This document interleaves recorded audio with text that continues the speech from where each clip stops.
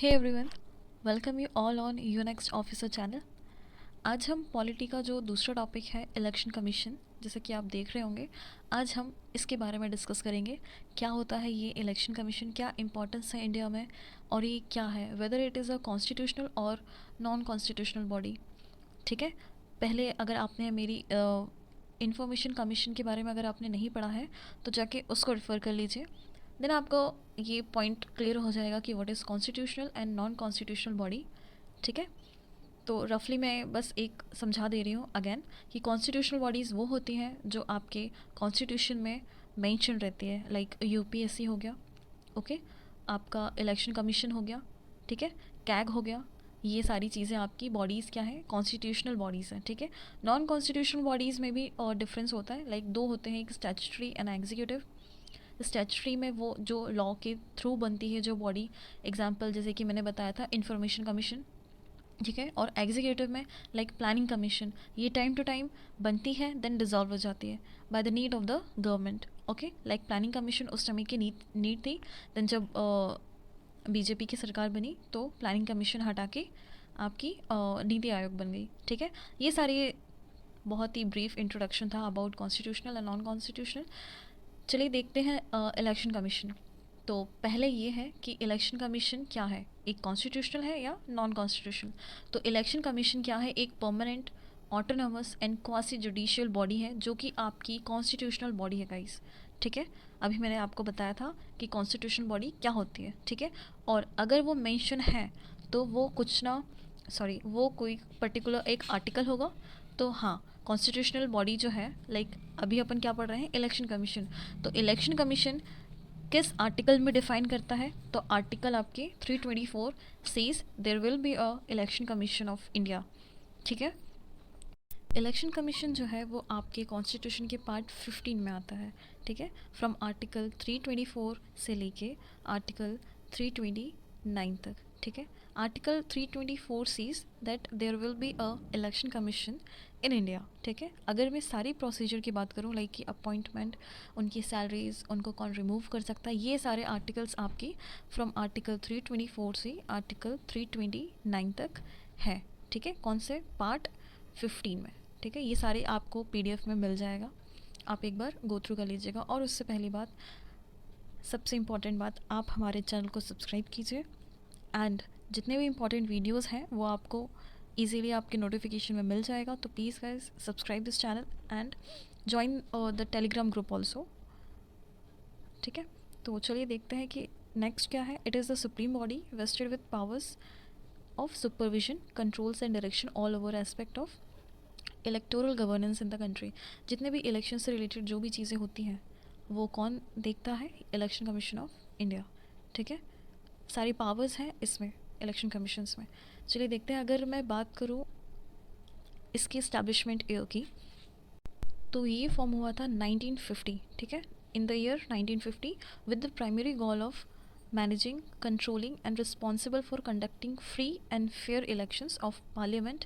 हाँ, एक भी ये चीज़ नोट कर लेना कि जो इलेक्शन कमीशन है वो सिर्फ और सिर्फ आपके पार्लियामेंट, स्टेट लेजिस्लेचर के इलेक्शन को ही कराती है, यानी कि जो आपकी जो लोकसभा और राज्यसभा का जो इलेक्शन है वो इलेक्शन ऑफ पार्लियामेंट कराती है। ठीक है, सॉरी, इलेक्शन कमीशन कराती है। इस्टेब्लिशमेंट की बात करते हैं तो इलेक्शन कमीशन ऑफ इंडिया कब बना था, 1950 में। इसका प्राइमरी गोल क्या है कि to conduct free and fair elections of parliament, important है ये स्लाइड, पार्लियामेंट, स्टेट लेजिस्लेचर, ये आपके पार्लियामेंट, स्टेट लेजिस्लेचर और प्रेसिडेंट और वाइस प्रेसिडेंट के इलेक्शंस कराने का जिम्मेदारी उठाती है कौन, इलेक्शन कमीशन। ठीक है, like we can say that it is an all India body, means that is common to both central and state, because state में बात करूँ तो स्टेट लेजिस्लेचर का भी ये इलेक्शन हेल्ड कराता है। ठीक है, ये रहा आपका ऑल ओवर एक डिस्क्रिप्शन अबाउट द इलेक्शन। चलिए हिस्टोरिकल बैकग्राउंड देख लेते हैं इलेक्शन कमीशन ऑफ इंडिया का। तो after the independence first election कब हेल्ड हुआ था, 25 अक्टूबर 1951 से लेकर 21 फरवरी 1952 तक। ठीक है, they were the first elections to the Lok Sabha after independence in August 1947, ठीक है. It was conducted under the provision of the Indian constitution, जो कि कब अडॉप्ट किया था कॉन्स्टिट्यूशन को, 26 नवंबर 1949 को, ठीक है, by the election commission of India. As I told you, article 324 says that there will be an election commission in India, ठीक है, जो कि ये सारी रिस्पॉन्सिबिलिटी लेगा इलेक्शंस के.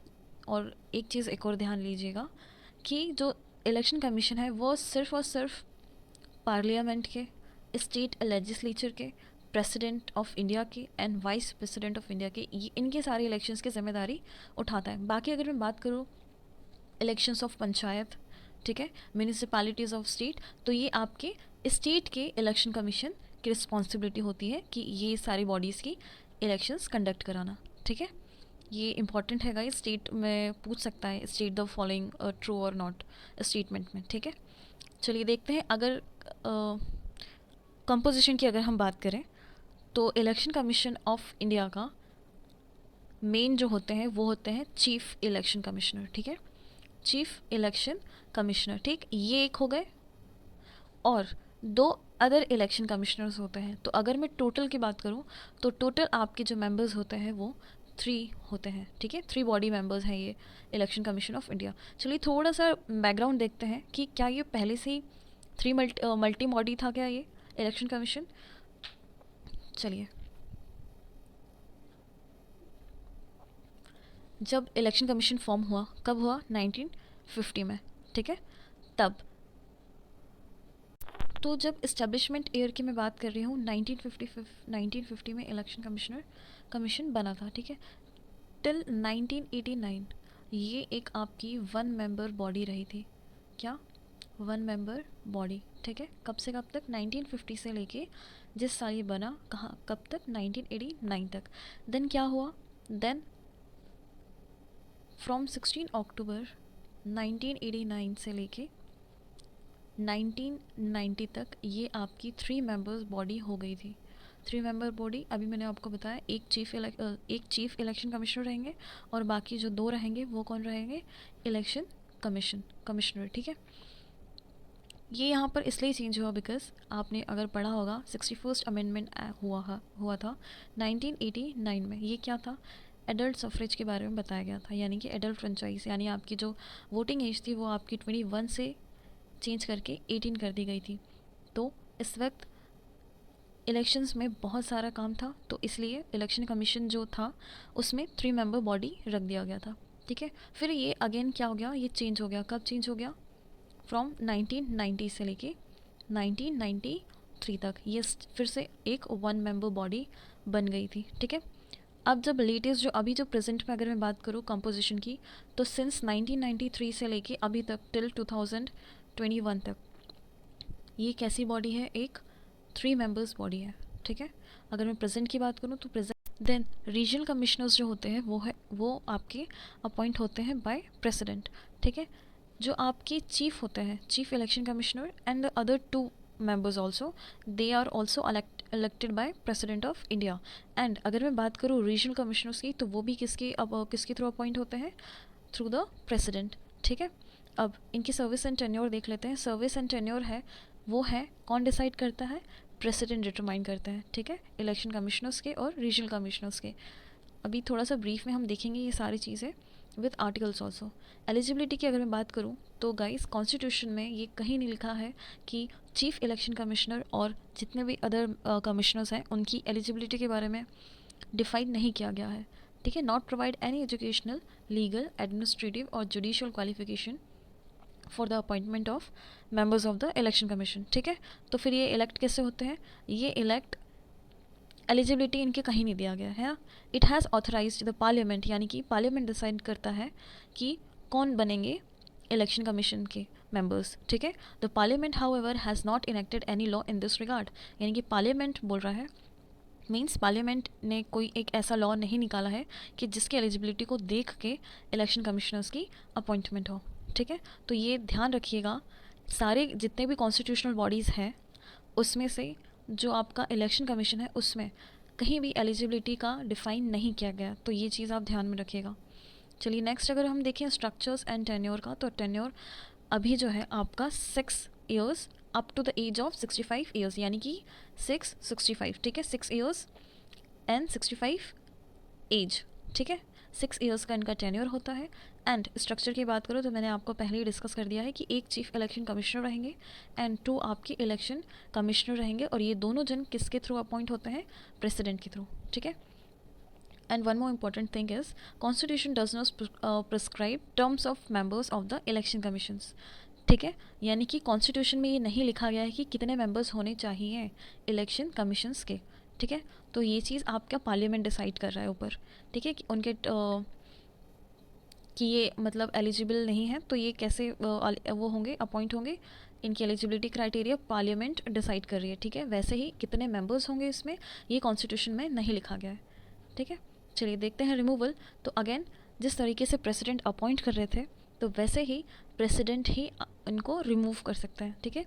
The constitution provides that the chief election commissioner can not be removed from his office except in the like manner and grounds as a जज of the supreme court. Removal की बात करूँ मैं तो जिस तरीके से सुप्रीम कोर्ट के जज होते हैं वैसे ही चीफ इलेक्शन कमिश्नर को हटा नहीं सकते, ठीक है, except like manner and grounds as a जज of the supreme court, like जैसे कि president based on a resolution to that effect passed by special majority of both the houses on the grounds of proven misbehaviour और incapacity. Short में अगर मैं बोलूँ तो जब तक ये अपनी एज या अपना टेन्योर कंप्लीट नहीं कर लेते तब तक इनको कोई रिमूव नहीं कर सकता। किसको? चीफ इलेक्शन कमिश्नर को, अनटिल एंड अनलेस कि ये कोई एक मिसबिहेवियर की कैटेगरी में ना हो और ये इनकैपेसिटी के ग्राउंड में ना वो हो, प्रूव हो, इम्प्रूव हो, ठीक है। तो अगर ये होते भी हैं तो एक सुप्रीम कोर्ट के जज के जैसे ही इनका रिमूवल प्रोसेस होगा, लाइक एक रेजोल्यूशन पास करनी पड़ेगी मेजॉरिटी के सहित दोनों हाउस में, ठीक है, तब जाके ये प्रूव होगा, यानी कि सॉर्टेड ये है कि इजीली इनको रिमूव नहीं कर सकते हैं। बाकी जो इलेक्शन कमिश्नर्स हैं, जो और रीजनल कमिश्नर्स हैं, can be removed from the office only the recommendation of the chief election commissioners. इनको भी इजीली नहीं हटा सकते जब तक कि सीईसी का रिकमेंडेशन ना हो, ठीक है। रिमूव सिर्फ प्रेसिडेंट ही करेंगे इनको, लेकिन जो अदर इलेक्शन कमिश्नर्स हैं उनका जो रिमूवल है तो पहले सीईसी उनको देखेंगे, इनके रिकमेंडेशन पे ही प्रेसिडेंट उनको हटा सकता है, ठीक है। चलिए फंक्शंस की मैं अगर बात करूँ तो इलेक्शन कमीशंस के पास एडमिनिस्ट्रेटिव फंक्शंस है जो कि इस प्रकार है कि determine territorial areas of electoral constituencies based on the delimitation commission act, यानी कि ये जितने भी टेरिटरीज़ में इलेक्शंस होते हैं उनके जो इलेक्टोरल कॉन्स्टिट्यूंसीज होती हैं उनकी लिमिटेशंस डिलिमिटेशंस कमीशन एक्ट के तहत वो देखते हैं कि कौन कौन सी एरियाज़ वो इलेक्टोरल कॉन्स्टिट्यूंसीज के अंदर आती हैं, ठीक है। It prepares and revise electoral rules and to register all eligible voters, ठीक है। ये सब आप जब पीडीएफ में पढ़ेंगे तो ये सारी चीज़ें आपको मिल जाएंगी। Then next is advisory function. तो ये इलेक्शन जो कमीशन है वो प्रेसिडेंट को ये एडवाइस भी करते हैं एंड गवर्नर्स को भी एडवाइस करते हैं matters relating to the disqualification of members of parliament and the state legislature, यानी कि जो भी इलेक्शन से रिलेटेड जो मेंबर्स हैं उनकी डिसक्वालिफिकेशन के बारे में प्रेसिडेंट और गवर्नर को ये एडवाइस दे सकते हैं। चलिए इलेक्शन कमीशन के बारे में हम थोड़ा सा ब्रीफली डिस्कस कर लेते हैं, इम्पॉर्टेंट फैक्ट्स जो कि एग्ज़ाम रिलेवेंट से इम्पॉर्टेंट है। तो इसी आपके कॉन्स्टिट्यूशन पार्ट 15 में वैरी करता है, आर्टिकल फ्रॉम 324 टू 329, ठीक है। अगर मैं पहले चीफ इलेक्शन कमिश्नर की बात करूं तो वो थे आपके सुकुमार सेन, ठीक है। और वहीं अगर फर्स्ट फीमेल के बारे में पूछे तो ये रहेंगी आपकी रमा देवी, इनका जो टेन्योर था वो था 1990 में, ठीक है। ये दो इम्पॉर्टेंट हो जाते हैं। और प्रेजेंट में कौन है अपने चीफ इलेक्शन कमिश्नर वो आप लोग कमेंट करके मुझे बताओगे, एंड जो बाकी की जो दो इलेक्शन कमिश्नर्स हैं वो भी, ठीक है। और मैं अगर आर्टिकल के बारे में बात करूं तो article 324 says that establishment of election commission, ठीक है, एंड कंट्रोल ऑफ इलेक्शंस, ये 324 कहता है। Article 325 says that do not discriminate preparing electoral rolls on the basis of caste, sex, race, religion, ये सारी चीज़ों पे आप डिस्क्रिमिनेट नहीं कर सकते हो, ठीक है। And what article 326 says that elections on the basis of adult suffrage in house of people and state legislative, ठीक है। जो आपकी जो वोटिंग राइट्स है वो 18 रहेंगी, वो आपके हाउस ऑफ पीपल यानी कि लोकसभा के इलेक्शंस में एंड स्टेट लेजिस्लेचर यानी कि विधानसभा के इलेक्शंस में, ठीक है। And what article 327